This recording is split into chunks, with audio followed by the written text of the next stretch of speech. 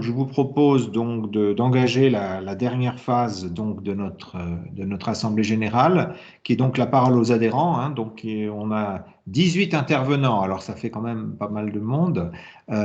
Et donc, on demande à chacun vraiment de se limiter aux 2 minutes qui ont été dites. On a chacun à une diapo et donc 2 minutes. Véronique, qui sera Ok. la garante de l'horloge, donc fera sonner un bip à 1 minute 30, donc ce qui vous engagera à aller vers la conclusion. Donc, si tout le monde tient les délais, écoutez, on sera dans 40 minutes, on sera au terme de cette Assemblée générale.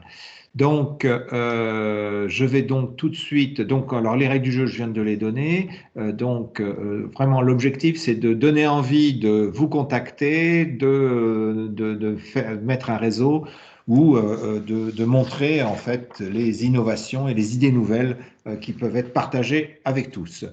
Donc, je propose donc de donner d'abord la parole à Benoît Piquet, donc de Solidéo, sur la question des ouvrages olympiques.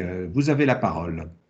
Bonjour à tous, j'espère que vous m'entendez. Alors voilà, la Société de livraison des ouvrages olympiques doit réaliser 58 ouvrages olympiques pour les Jeux de Paris en 2024. Pour ce faire, nous devons à la fois coordonner 29 mètres d'ouvrages qui sont la région Île-de-France, la ville de Paris, le département du 93, le département du 78, le département du 92 et un certain nombre de villes, Saint-Ouen, Saint-Denis, Marseille.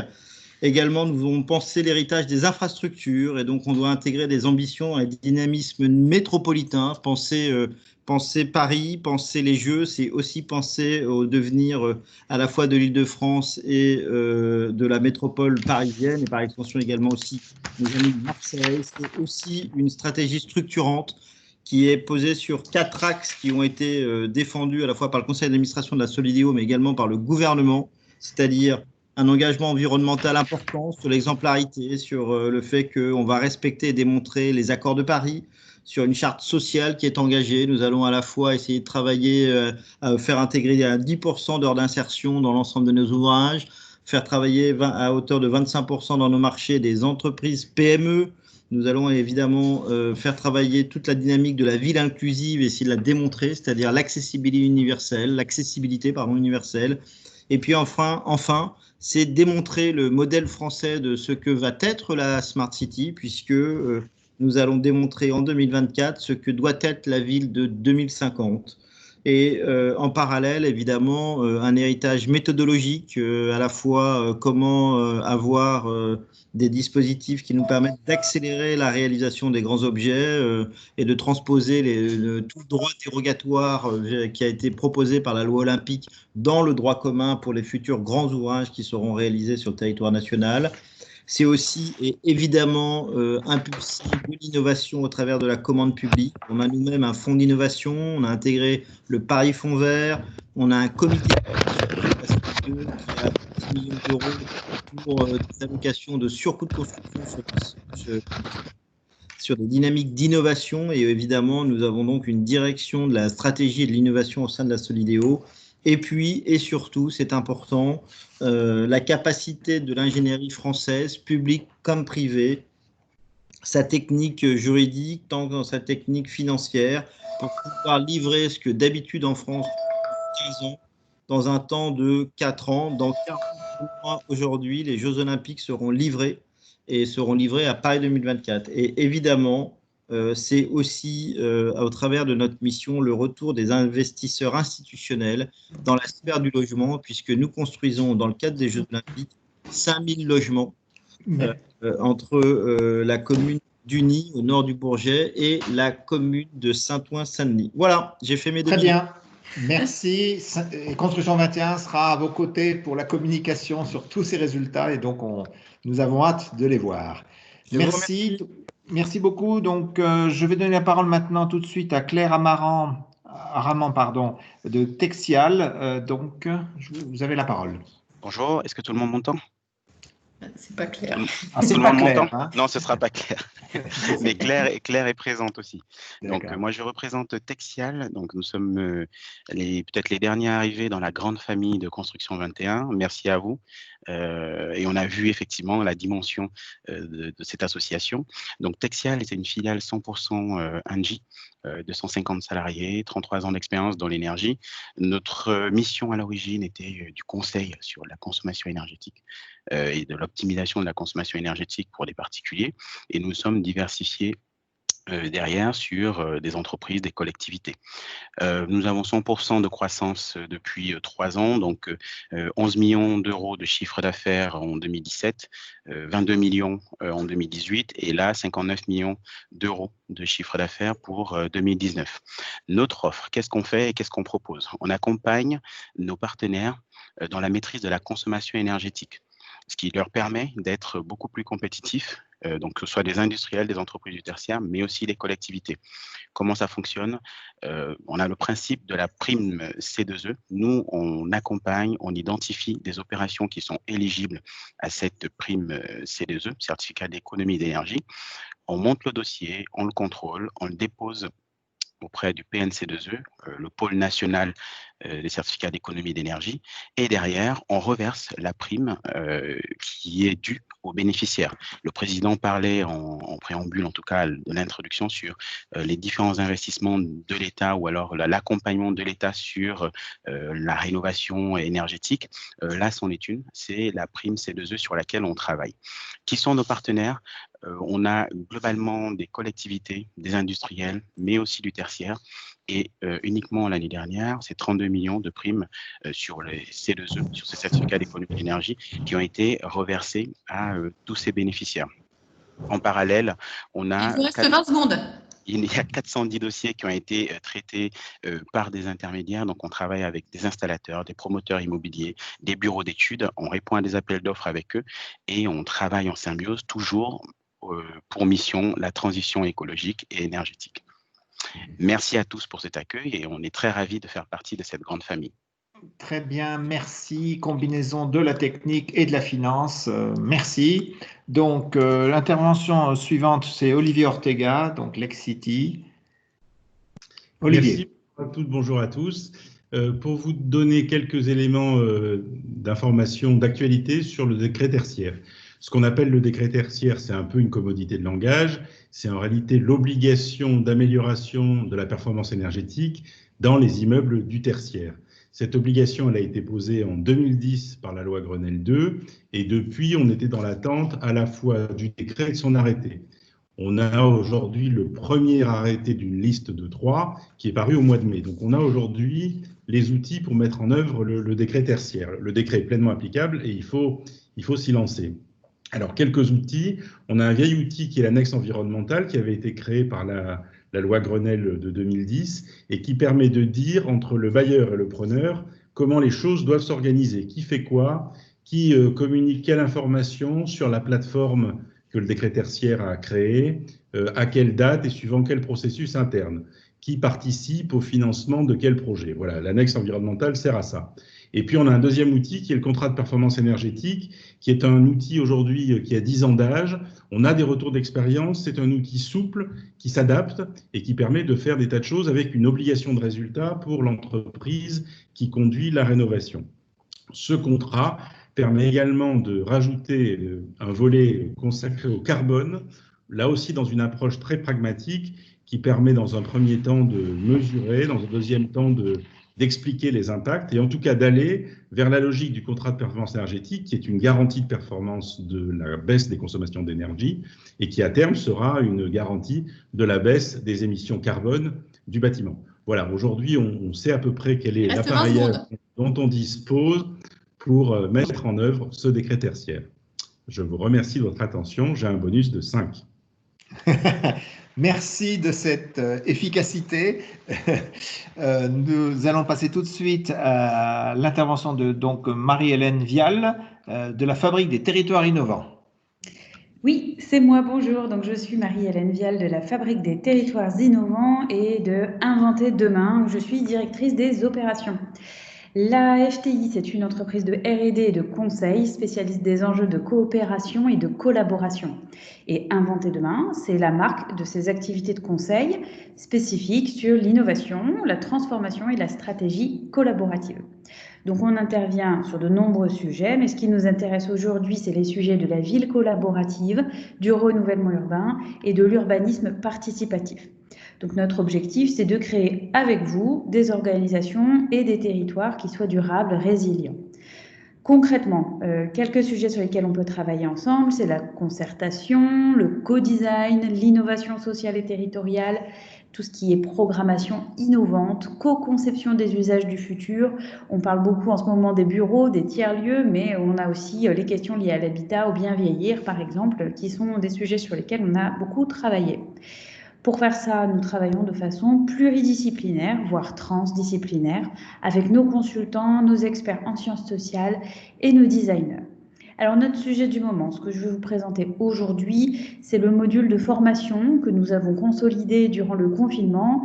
Il est issu de nos expériences clients et de 6 années de R&D pionnière sur les enjeux de la collaboration et de la coopération, une R&D transversale entre donc les activités de conseil, de sciences humaines et de design. C'est une formation qui traite de l'intelligence collective et de l'innovation collaborative. Et elle est conçue en 3 séances. Premièrement, ce sont les fondamentaux théoriques et académiques. Deuxièmement, ce sont les outils et les méthodes pour bien s'en servir dans les organisations, dans les projets. Et en troisième point, la mise en pratique autour de cas concrets qui sont issus de votre expérience, de vos problématiques réelles et d'actualité. On a des travaux préparatoires, des séances pratiques et des travaux de groupe, des intervenants qui proposent des regards croisés, ils sont sociologues, géographes, designers, spécialistes des modèles économiques ou de l'innovation. À quoi ça vous sert ? C'est à innover avec vos usagers, avec vos cibles, accélérer la transition dans les organisations, dans les projets, à gagner en efficacité, en performance dans le pilotage des missions, à mettre du lien. Et on a déjà donné cette formation, par exemple, à HEC ou encore pour plus adapter aux usages de la Fabrique de la Ville auprès de l'agence Nicolas Michelin et Associés. Ce que je voudrais ajouter, puisque le temps passe, c'est que c'est éligible au dispositif FNE, donc la formation peut être prise en charge par l'État si vous avez des salariés en activité partielle. Et pour tous les autres, donc hors dispositif FNE, pour les adhérents Construction 21 qui seraient intéressés, on aura une offre spéciale pour vous. Je ne sais pas si c'est le moment de faire ce genre de publicité entre guillemets, mais donc une réduction de 15% pour un engagement de commande d'ici au 17 juillet vous sera accordé, chers membres. Merci beaucoup. Merci. On va tout de suite passer à la ville E+, de Christophe Dumas. Christophe, ne m'ayant pas envoyé sa slide, on va passer directement à la présentation suivante. Non, je le représente. Je le représente, Joris. Mais j'ai pas de slide. Mais effectivement. Il va faire a cappella. A cappella. Donc, Joris Gaudion, je suis cofondateur de la Ville E+, avec Christophe. Il faut le mettre à l'écran comme ça. Voilà. Donc nous, qu'est-ce que nous faisons ? Nous sommes une start-up immobilière, la dernière née du pôle immobilier de Société Générale. Notre diagnostic, c'était que la ville se construit en silo et que pour faire de meilleures villes, en fait, il faut avoir une approche transversale. Donc nous, on s'attaque à ce sujet-là. Pour vous donner quelques exemples, on considère qu'un enfant de 8 ans qui sait donc lire et compter mérite de pouvoir décider de son cadre de vie, puisque 10 années plus tard, il est électeur. Et quand on regarde le cycle de fabrication de la ville, 10 ans, c'est très court. Donc, on a développé des méthodologies permettant à un enfant de 8 ans d'être capable de co-construire et de dialoguer d'égal à égal avec un expert qui a 60 ans, qui fait de l'économie circulaire, ou un élu qui est vice-président d'une communauté d'agglomération.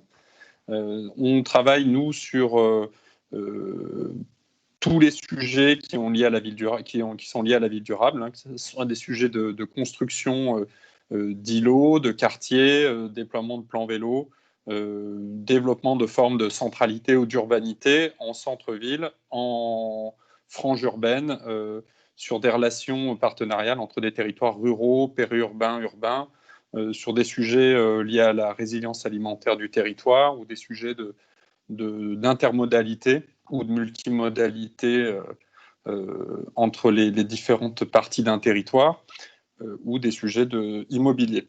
On intervient sur la réflexion stratégique avec les porteurs de projets, plutôt avec des techniques de design thinking qu'on a adaptées.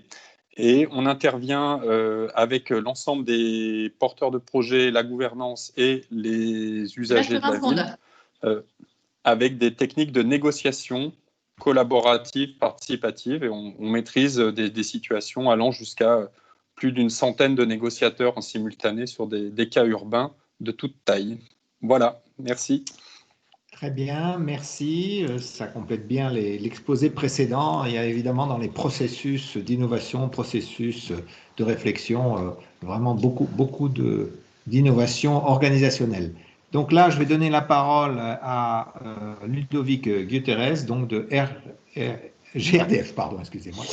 Oui, bonjour GRDF. Bonjour Ludovic Gutiérrez. Donc, je travaille chez GRDF et plus particulièrement pour la marque CJBAT. On était partenaire des Green Solutions Awards et depuis cette année, nous sommes adhérents à l'association, très contents de rejoindre ce beau collectif.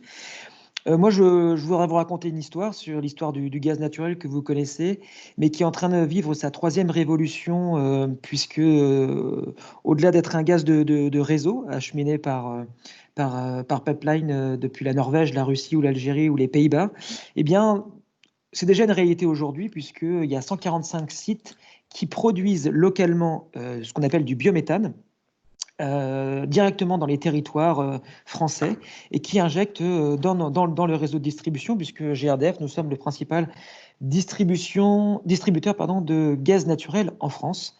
Donc, vous le voyez sur cette slide, il y a 145 sites qui injectent. Ça représente à peu près 2,6 TWh, donc c'est pas beaucoup, mais la file d'attente des projets est relativement importante puisque vous avez un peu plus de 1100 projets qui représentent 26 TWh qui pourront être injectés demain dans le réseau. Et ça, c'est quand même une bonne nouvelle parce que ce gaz, ce biométhane, a un contenu CO2 qui diminue, qui sera divisé quasiment par 10 par rapport au gaz naturel aujourd'hui. Comment? Eh bien, en faisant de l'économie circulaire, comme vous le voyez à l'image. Eh bien, les déchets biodégradables d'une activité vont devenir la matière première pour produire ce biométhane. Et moi, je suis très heureux de participer à cette mouvance, à cette dynamique du gaz, du biométhane, qui sera le gaz renouvelable de demain, 100% français, produit dans les territoires. Et voilà, je serai très intéressé pour vous en parler lors de nos prochaines rencontres. Merci à tous et à très bientôt. Merci beaucoup. Je verrais bien un beau projet de concours des meilleures réalisations de biométhane, plus créatrice de valeur. Il y aura sans doute quelque chose à faire. Merci. On passe alors à un autre sujet complètement, donc, qui est celui du biomimétisme avec Kalina Raskin de CBio. Oui, bonjour. Kalina Raskin de CBio. J'ai le plaisir effectivement et l'honneur de diriger cette structure. Nous sommes adhérents de Construction 21 depuis maintenant 2 ans, si je ne m'abuse, et ravis de cette tribune et de ce groupe de discussion et de collaboration que vous représentez. Merci encore. Donc, CBio œuvre depuis maintenant 5 ans au développement du biomimétisme. Donc, le biomimétisme, c'est le transfert de connaissances des systèmes vivants et du fonctionnement des systèmes vivants vers d'autres domaines applicatifs, dont le secteur de la construction. Effectivement, c'est un des secteurs que nous adressons maintenant depuis plusieurs années avec un collectif d'acteurs, architectes, urbanistes, constructeurs, promoteurs, fournisseurs de matériaux, puisque ce biomimétisme apporte toute une série de solutions potentielles à la fois pour la gestion de certaines fonctionnalités comme la lumière, la température, des nouvelles structures innovantes, des nouveaux matériaux innovants. Mais si on prend aussi un petit peu de recul et on prend les écosystèmes naturels ou les systèmes naturels dans leur ensemble, on a des initiatives croissantes pour repenser finalement les systèmes urbains comme des systèmes qui doivent être régénératifs et rendre des services écosystémiques. Donc nous menons l'ensemble de ces travaux en collaboration en général publique et privée avec des laboratoires de recherche d'une part et des grandes entreprises d'autre part, et pour finalement aller plus loin, faire travailler les experts entre eux, développer les méthodologies, les outils, faire une synthèse des cas d'études existants sur le territoire national en partenariat avec ce qui se passe à l'échelle européenne, nous avons créé le Biomime City Lab, donc un groupement de travail sur cette question du biomimétisme appliqué à la ville. Et je serais ravie de vous en dire plus si ça vous intéresse. Merci beaucoup. Merci, vraiment passionnant. Donc, je vais donner la parole maintenant à Christophe Rodriguez de l'IFPEB. Bonjour à tous, donc je suis Christophe Rodriguez, je suis directeur adjoint à l'IFPEB. Je vous propose à présent un court moment d'échange et nous allons parler bien-être et confort. Alors commençons déjà par partager quelques chiffres clés lorsque nous analysons les dépenses sur un lieu de travail en immobilier d'entreprise. Ce qui est intéressant, c'est que 3 chiffres clés majeurs émergent de cette analyse. 90%, 9%, 1%. 1%, c'est la dépense en énergie sur le lieu de travail. 9%, c'est le loyer en euros du mètre carré. Et 90%, c'est la masse salariale. Ce qui est formidable avec ces 3 chiffres clés, c'est qu'ils nous rappellent en fait que le loyer et l'énergie sont un ensemble de dépenses qui représentent à peu près 10% de la dépense globale, qui ne sont qu'un levier pour créer des conditions de confort et de bien-être pour les salariés sur le lieu de travail. C'est formidable en fait parce que ça change le paradigme et finalement, il est évidemment éminemment important de travailler sur le volet énergétique, mais il est extrêmement intéressant de gagner 15% sur la facture énergétique, mais il est encore plus intéressant de réfléchir à comment contribuer à développer, à augmenter la productivité des salariés et par exemple gagner 2 à 3% sur la productivité des salariés. Tout ceci est fortement intéressant, mais aujourd'hui, quel outil de mesure, quel référentiel? La valeur d'usage, c'est quelque chose d'immatériel dans l'immobilier. Et donc, nous avons décidé, aux côtés de Goodwill Management, de lancer un grand groupe de travail, une réflexion autour de la valeur d'usage. Nous nous appuyons sur un outil concret qui a été bâti, modélisé depuis 5 ans avec un certain nombre de membres fondateurs pionniers. Et nous vous proposons de rejoindre nos réflexions. Nous faisons un webinaire le 9 juillet à 14 h pour réfléchir et construire ensemble un référentiel sur la valeur d'usage de l'immobilier. Merci à tous. Merci. Exercice évidemment, ces chiffres effectivement sont issus, enfin je connaissais déjà d'analyse américaine, mais c'est un travail essentiel qui considère qu'effectivement il faut raisonner création de valeur avant de raisonner contrainte ou autre. Donc très bien, merci beaucoup. Alors Cécile de Quevert, donc de WICO. Bonjour tout le monde. Alors moi je vous parle d'un sujet un petit peu différent, voire bien différent. Donc nous faisons des toilettes hors réseau, non raccordées au réseau d'égout, autonomes à chasse d'eau. Donc vous voyez sur le schéma de la technologie que pour l'usager ça ne fait pas de différence. Et derrière, il y a une technologie qui est cachée, qui combine un traitement biologique et un traitement par électrolyse. L'idée, c'est de recycler les eaux usées à l'infini pour ne plus gaspiller d'eau pour les chasses. Et puis, ce qui a été assez étonnant, enfin, c'est vraiment parti à la base d'une volonté d'être plus écologique dans les toilettes et d'arrêter de gaspiller des millions et des milliards même d'eau potable pour les toilettes. Mais qu'au final, je me suis rendu compte qu'en fait, il y a plein d'endroits qui sont non raccordables. Au début, je pensais aux pays émergents, mais en réalité, une ville comme Paris a beaucoup d'endroits non raccordables, outre que ça leur fait énormément d'économies de ne pas avoir à raccorder des toilettes. Donc voilà, l'idée, c'est d'abord de fournir des toilettes qui n'ont pas de différence en termes d'usage et qui sont autonomes et peuvent être déplacées au gré des besoins de la ville d'un endroit à l'autre. Alors, on a gagné le PIA de l'ADEME Ville Durable cette année, ce qui nous permet de déployer notre offre dans différentes villes en France. Et puis, à l'international aussi, on a été lauréat de la Commission européenne du saut d'excellence. Donc, on travaille beaucoup avec le soutien de l'Union européenne aussi. Et puis, nous travaillons aussi avec Alstom pour développer les toilettes des trains du futur. Donc, dans quelques temps, vous ne le savez pas encore et vous ne le verrez même pas puisque ce sera caché. Mais les toilettes des TGV, ce sera avec notre technologie. Voilà, donc on essaie d'avoir une approche très industrielle, très internationale, pays émergents, Europe, et aussi avoir un impact social et environnemental, surtout pour les femmes, parce que c'est surtout les femmes qui souffrent du manque de toilettes, notamment pour l'éducation en Afrique. Et le travail, l'absence de toilettes les empêche de véritablement avoir une formation et activité professionnelle. Et puis on espère aussi bientôt les camps de migrants, camps de réfugiés. On a eu un prix de l'ONU pour ça, justement.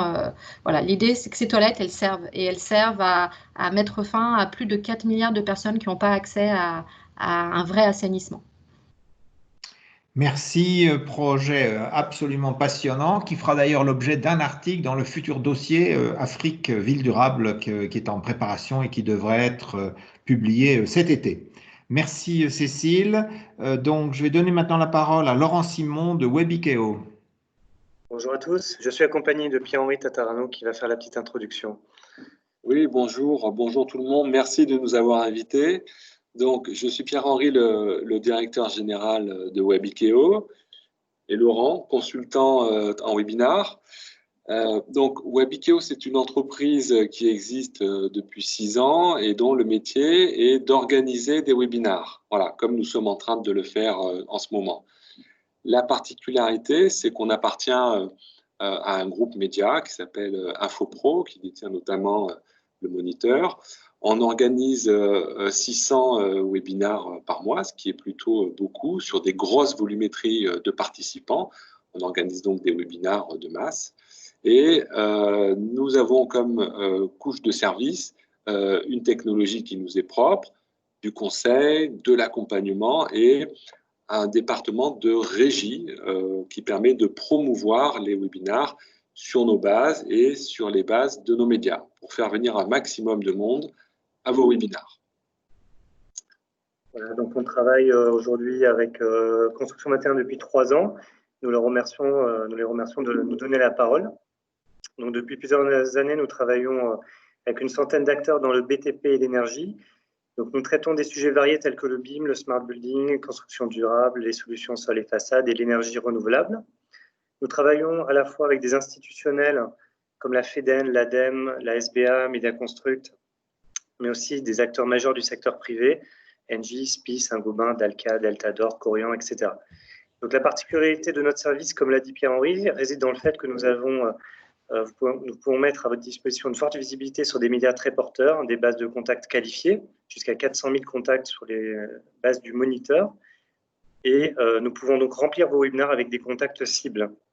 À la fin du webinar, vous récupérez l'ensemble des contacts pour pouvoir augmenter les opportunités de vente et augmenter votre visibilité sur Internet.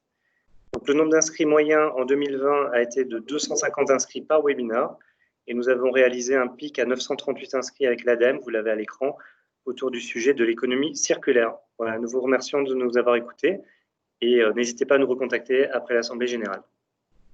Merci. Très bien, merci. Et puis, je crois que tout le monde a vraiment testé l'importance des webinaires pendant cette période de confinement. Donc, merci de cette proposition. Donc, maintenant, je vais donner la parole à Philippe Maras d'Avelis. Bonjour à toutes et à tous. Donc, Philippe Maras, je suis le président de la société Avelis. Donc, Avelis, notre métier, notre cœur de métier à l'origine, donc nous sommes spécialisés en tout ce qui est installation provisoire, gestion de base vie clé en main. Donc, pour nos clients, on va rechercher l'implantation de ces fameuses bases vie, les viabiliser, et on a toute une partie gestion derrière qui va de la sécurisation des sites à la gestion des déchets sur chantier, la gestion des parties communes. Et ce métier, un jour, nous a permis de devenir constructeur. Donc, on a une usine de production à Torcy, en Saône-et-Loire. Donc, nos principaux produits sont le conteneur maritime qu'on utilise et qu'on réhabilite en fonction des besoins de nos clients.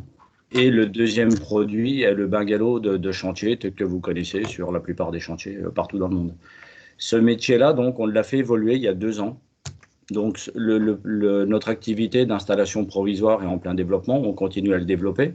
Donc, notre spécialisation, donc, c'est vraiment le clé en main. Et donc, depuis 2 ans, on a développé un produit donc spécifique conforme à la RT 2012 pour les produits définitifs, donc qui sont liés soit aux bâtiments tertiaires, à des crèches, écoles, tout ce qui peut se construire d'une manière dite traditionnelle. On peut très bien le retranscrire de façon industrialisée, donc hors site. Donc, qu'est-ce que le hors site? En fait, le bâtiment que vous devez construire, on le construit, nous, au lieu de le travailler sur un chantier in situ, on va le construire d'une manière décentralisée dans une usine. Donc, on a tous les corps de métier en interne qui sont les plombiers, les plaquistes, les électriciens. Et il y a juste chez nous le maçon qui est remplacé par un chaudronnier soudeur et qui nous permet de pouvoir construire tout type de bâtiment. Et là, donc, on vient de créer une nouvelle génération de bâtiments, donc tridimensionnels, avec un mix de bois, acier et en fonction des projets, même béton pour le plancher, et qui nous permet d'être aujourd'hui conforme à la future RE 2020, qui aujourd'hui a été décalé, mais qui devrait sortir soit mi-2021 ou fin 2021. Et qui nous permet... Comment? Il vous reste 20 secondes. Donc, voilà, aujourd'hui, c'est un nouveau produit qui nous permet de nous positionner sur cette construction. Donc, on a créé 2 nouvelles structures pour pouvoir le commercialiser. Avélis Construction et donc Avélis Habitat pour nous permettre de faire tout ce qui est construction industrialisée à destination du particulier. Et exercice de style, pas facile, désolé. Voilà. Merci. Bah, écoutez, merci, désolé. Du coup, je suis perdu dans mon déroulement. Merci beaucoup. Donc, et nouvel adhérent, donc Construction 21 depuis un mois à peu près. Très bien. Bah, écoutez, merci de votre soutien. Bienvenue. Nous allons passer la parole tout de suite à Morgane Colombert d'Efficacity.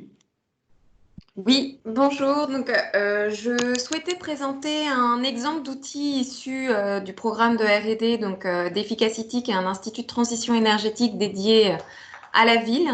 Donc, il s'agit de l'outil Urban Print qui a pour objectif de pouvoir accompagner les aménageurs qui souhaitent aller vers des aménagements à énergie positive et bas carbone.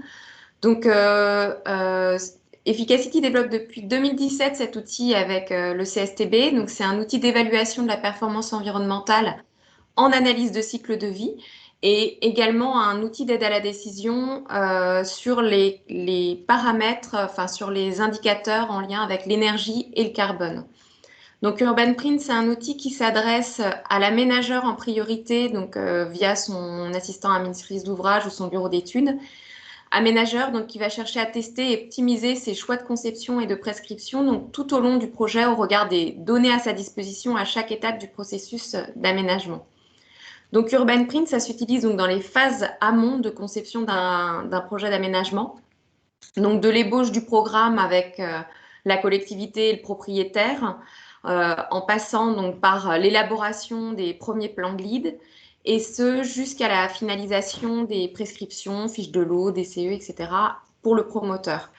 Donc aujourd'hui, Urban Print, c'est l'outil de référence pour la mise en application opérationnelle de la méthode quartier E+C- de l'ADEME, qui est en cours de développement. Et c'est un outil qui est pour le moment adapté pour des quartiers totalement neufs et qui, mi-2021, devrait pouvoir inclure le tissu existant. Voilà pour présenter très rapidement Urban Print, donc ce nouvel outil qui vient de sortir. Merci. Merci, c'est vraiment un sujet qui moi, me tient à cœur. J'ai co-publié un article justement sur l'analyse de cycle de vie des villes, donc c'est l'échelle encore plus grande et c'est vrai que la prise en compte de l'empreinte et donc au-delà de simplement ce qui se fait sur le territoire, il me paraît un des éléments clés. Merci beaucoup de cette présentation. Donc, je vais donner maintenant la parole à Franck Le Nuellec de CCA BTP. Donc, il n'est pas présent. Le micro, c'est le micro qui est éteint, Franck. Pardon. Avec le micro, c'est mieux.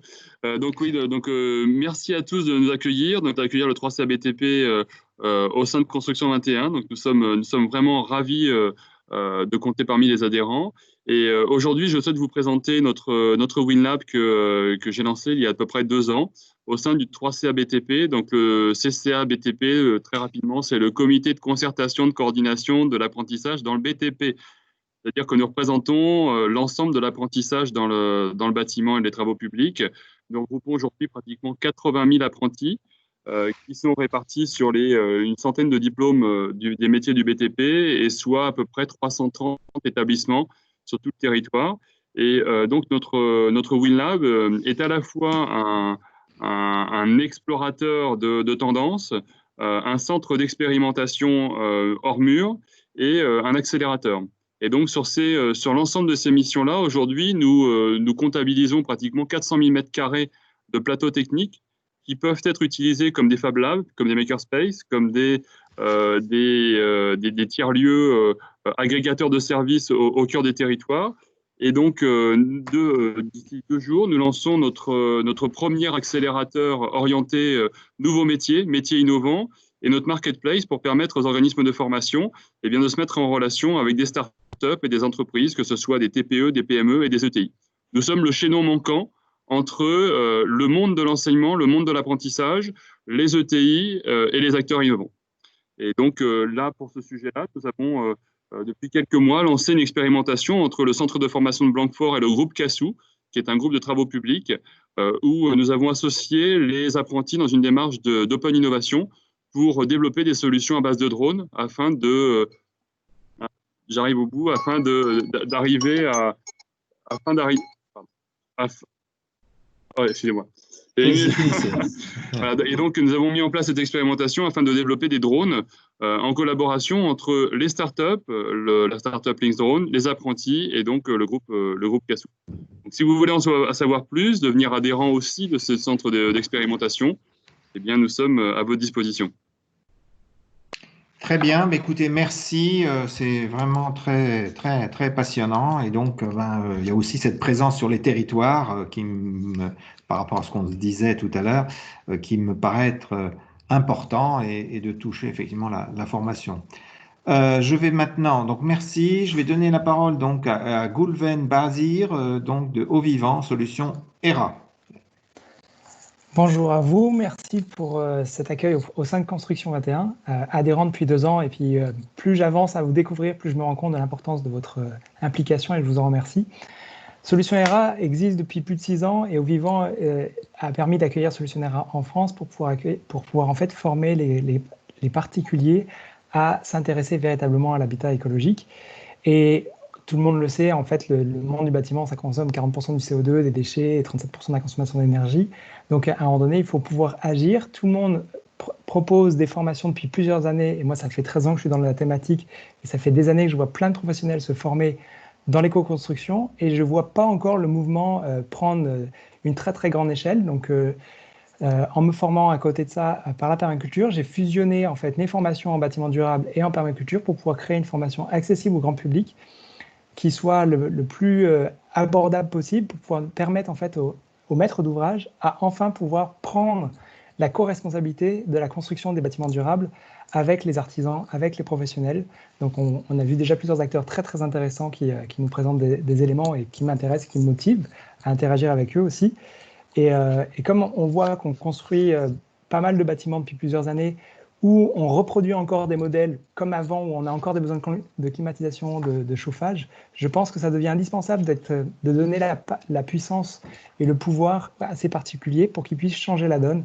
Et donc, du coup, je pense que les particuliers ont un pouvoir assez important pour changer la direction face au changement climatique en se formant eux-mêmes et en devenant un peu des maîtres d'ouvrage éclairés et assez distingués grâce à, peut-être à des diplômes comme en train de proposer Construction 21 avec les awards pour des gros bâtiments. Peut-être un jour, il va y avoir plein de particuliers qui vont venir vous retrouver et taper à la porte en disant hey, « j'ai suivi une formation au sein de Solution ERA et de Construction 21. Maintenant, je veux pouvoir avoir mon diplôme aussi pour dire que ma maison, elle est reconnue, garantie de l'environnement. » Voilà. Merci pour votre écoute. Très bien, voilà un projet, une proposition qu'on va regarder avec intérêt. Donc, merci beaucoup. Alors, maintenant, je vais donner la parole à Anne Koch, donc de Groupama Immo. Est-elle présente?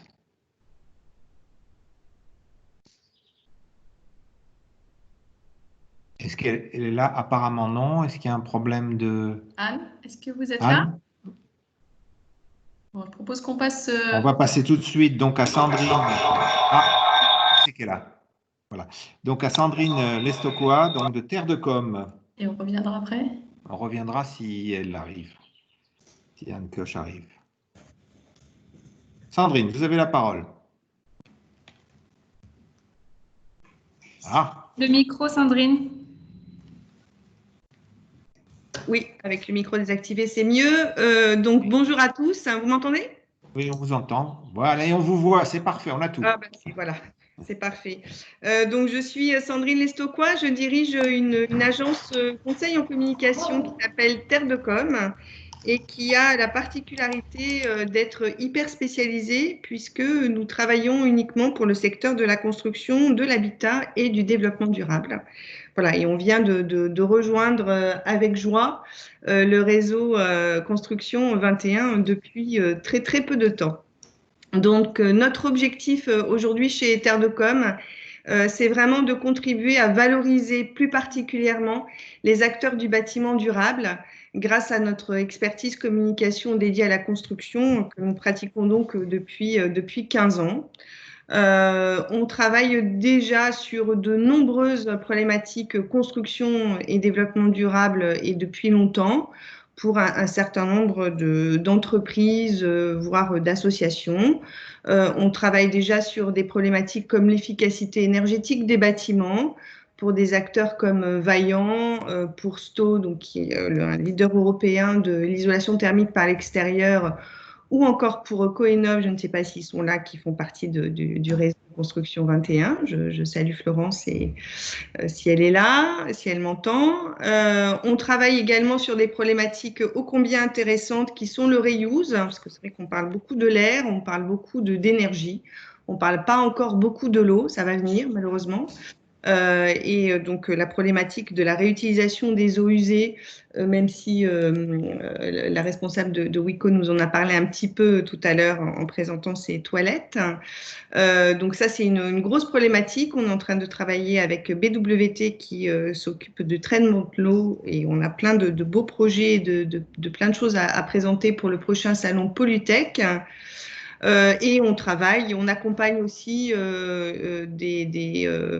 nos clients pour présenter leurs innovations produits qui sont plus respectueuses de l'environnement. C'est le cas pour Axter qui est dans les travaux publics et dans l'étanchéité plus exactement des travaux publics, ou encore Bessier pour la présentation d'enduits dépolluants, d'enduits d'intérieur. Voilà. Et puis, on travaille également pour des acteurs des énergies renouvelables comme Enercon qui fait de l'éolien, ou pour GSS qui fait du petit éolien et du solaire électroportatif, essentiellement pour les pays en voie de développement.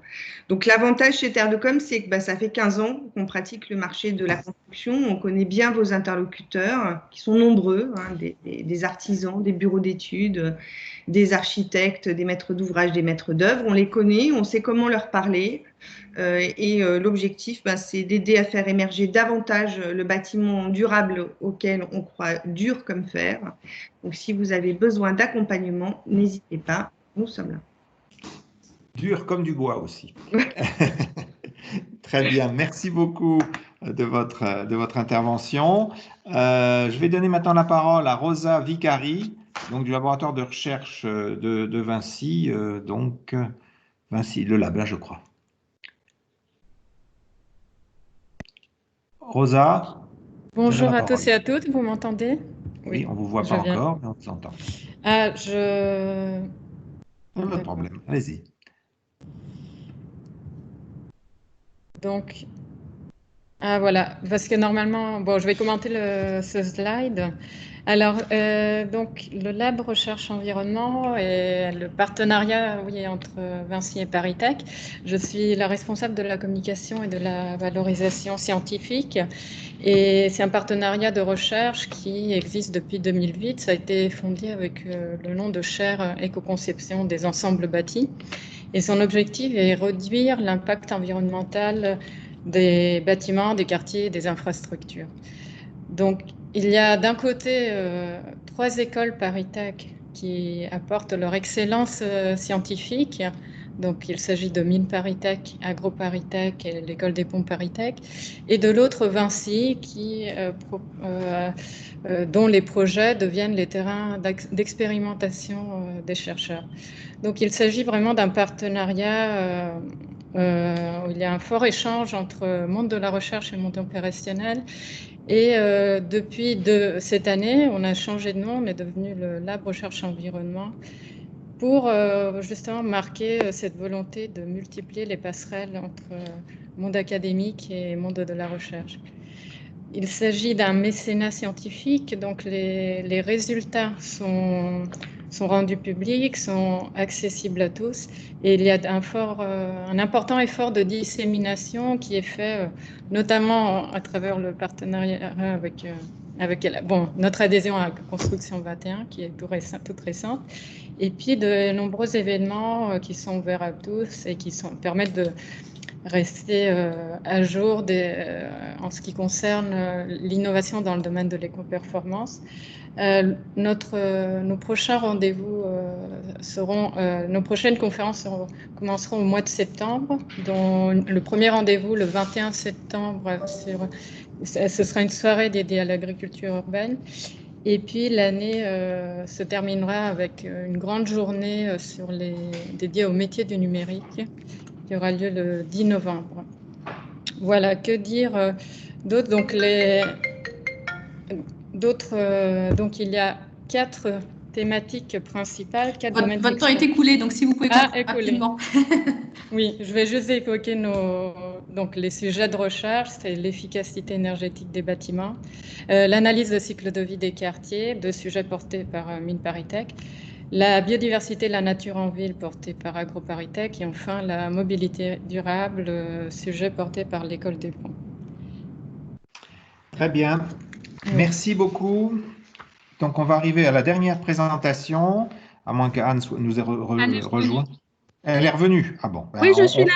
Bonjour. Bon, alors, on revient à Anne Koch, donc Groupama Immo. On peut revenir en arrière. Merci, monsieur. Voilà. Allez-y, madame. C'est super. Bonjour. Donc, The Reusers Hub. En fait, Groupama Immobilier porte un projet d'entrepreneuriat qui concerne l'économie circulaire et le réemploi des matériaux dans nos activités. Vous avez aujourd'hui une offre de matériaux sur 54 plateformes de réemploi en France, et par contre, en face, aucune connaissance de la demande des maîtres d'ouvrage, qui aujourd'hui sont assez frileux pour s'engager dans des opérations de réemploi, parce que vous avez beaucoup de freins aujourd'hui, des freins assurantiels, des freins dus au design, à l'obsolescence des matériaux, et des freins aussi de comportement et de changement de comportement dans nos opérations immobilières. Eh bien, Groupama Immobilier s'engage en créant une plateforme digitale qui va consolider la demande des maîtres d'ouvrage. Pour cela, nous avons aussi constitué un collectif de maîtres d'ouvrage engagés que nous appelons le Reusers Booster. Et nous portons à connaissance donc de l'ensemble de votre écosystème de ce projet qui va nous permettre effectivement de massifier l'emploi des matériaux de réemploi dans nos opérations de construction. Très bien. Écoutez, merci de cette présentation. Vous avez été très bref. Alors moi, je trouve effectivement cette initiative de dynamiser donc la demande plutôt que d'être uniquement sur l'offre. On a eu l'occasion de prendre position dans le cadre de la réflexion sur la loi économie circulaire pour noter effectivement qu'il y avait un maillon manquant, c'est celui de la dynamisation de la demande et de l'organisation de la demande. Donc, vous êtes dans cette logique-là et c'est effectivement très intéressant. Donc, on fera toute la promotion de votre initiative. Merci beaucoup. Et puis, on va finir donc par le dernier exposé, donc, qui est celui donc, de Gaël Audrin-Demey d'ESPI, qui est un partenaire qui va s'engager beaucoup dans les années à venir avec Construction 21, donc je remercie de leur engagement. Et donc, elle va nous parler d'un nouveau master. Bonjour à tous, est-ce que vous m'entendez bien? Oui, on ne vous voit pas, mais on vous entend. Voilà, on vous voit aussi, c'est parfait. Parfait. Le groupe ESPI, donc École supérieure des professions immobilières, a été créé en 1972. Il s'agit d'un établissement supérieur privé dont les titres sont reconnus et certifiés par l'État et enregistrés au répertoire national des certifications professionnelles, donc le fameux RNCP. Nous formons des étudiants en cycle bachelor, mais également en cycle master. Alors, le groupe aura bientôt 50 ans d'expérience et près de 7000 diplômés sont déjà sortis des murs de nos 5 campus qui sont répartis sur le territoire français, à Paris, à Nantes, à Marseille, à Lyon, à Bordeaux. Et nous avons également une antenne à Montpellier. Donc, nos étudiants sont majoritairement en alternance et le groupe ESPI bénéficie d'un fort réseau académique. Nous nous développons actuellement à l'international, notamment pour favoriser les échanges pédagogiques. Et notre lien avec la recherche et l'innovation a été également renforcé ces dernières années. Alors, je voudrais vous parler du MIDI, qui va être notre nouveau master, qui va être lancé en 2021. C'est un diplôme d'école, manager en immobilier durable et innovant. L'objectif est de former des managers spécialisés capables de s'adapter aux besoins des entreprises de l'immobilier en matière de développement durable. Ces besoins nous ont été remontés. Cette formation, elle est basée à la fois sur des matières fondamentales généralistes qui constituent pour nous un socle commun à l'ensemble des métiers de l'immobilier, alors par exemple le droit de la construction ou l'évaluation immobilière, et des matières de spécialité, aussi bien juridiques que techniques ou encore financières, comme par exemple le droit de l'environnement appliqué ou l'étude de l'éco-conception et des matériaux biosourcés. Toutes ces matières vont être mises en œuvre en atelier sur le terrain. Et nous avons également intégré des matières plus tournées vers le numérique, comme la digitalisation du bâtiment dans notre programme de formation. Je vous remercie de votre attention et je reste disponible pour d'éventuelles questions. Très bien, écoutez, merci de cette proposition et puis bravo de cette mobilisation. Je crois que la partie effectivement formation a été largement illustrée par plusieurs des intervenants. C'est un sujet qui n'a pas été évoqué on a notre base de formation et je trouve qu'on aurait intérêt à dynamiser, alors avec votre appui notamment, à dynamiser cette question de formation qui est essentielle, depuis les apprentis jusqu'au master. Je pense que là, on est au service, je dirais, de l'ensemble de la communauté éducative, qu'on voulait aussi impliquer dans les awards, qu'on implique dans les awards. Il y a sans doute un grand chantier à mener en commun, et ça me permet d'ailleurs en guise un peu de conclusion, on verra s'il y a 2-3 interventions, mais en guise de conclusion, on a vu la grande diversité des activités menées par nos membres. Ça a sans doute suscité quelques collaborations possibles, donc vous pouvez toujours le faire en bilatéral, mais je crois qu'il y a là, je dirais, dans cette diversité, chacun doit pouvoir se poser aussi la question comment Construction 21 peut aider dans le déploiement des activités et pourquoi pas prendre des initiatives de projets dans lesquels Construction 21 serait partenaire, mais dont vous seriez les leaders, comme on le fait pour les projets européens, mais on peut effectivement imaginer que sur certains projets, de vos projets, vous puissiez intégrer un déploiement de vos initiatives en intégrant Construction 21 comme étant une partie prenante du projet. Donc, c'est tout à fait ouvert. Alors, est-ce qu'il y a, normalement, on va arriver vers la conclusion définitive de cette Assemblée générale, mais peut-être 1 ou 2 interventions, sachant qu'évidemment, il y a beaucoup de contacts un peu bilatéraux, puisqu'on a une grande variété de questions. Est-ce qu'il y a 1 ou 2 questions? Une intervention? Alors peut-être en attendant qu'une question ou 2 émerge, je vais juste vous dire que nous diffuserons la liste de tous les participants à cette Assemblée générale, donc sans les contacts directs, bien sûr, on n'a pas le droit de le faire, mais en tout cas, pour comment vous sachiez qui était là, et puis s'il y a des demandes de contact direct, n'hésitez pas à passer par nous, nous les ferons suivre, et après, la personne donnera suite ou pas. Voilà, on essaye de remplacer du mieux qu'on peut le contact direct et le pot qui clôture nos AG habituellement et qui permettait de faire tout ça en direct. Ok, une question de Nathalie. Oui, Nathalie Mougeot. Lève la main. Tout à fait. Bonjour Véronique, bonjour tout le monde. Bonjour Nathalie. Je revenais juste sur les dossiers dont vous avez parlé, les dossiers thématiques. J'ai regardé en même temps que vous aviez sorti le dossier préparé à la RE 2020 avec le CINOB. Est-ce qu'il est encore possible de rajouter des fiches dessus? Ou une fois que les dossiers sont sortis, c'est fini?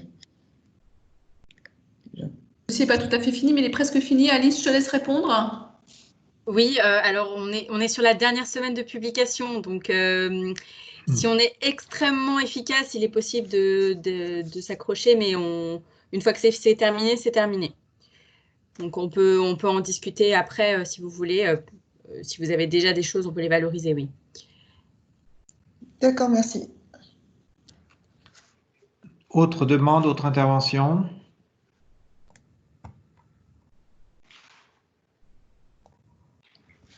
Pas de... On a eu effectivement une après-midi bien remplie.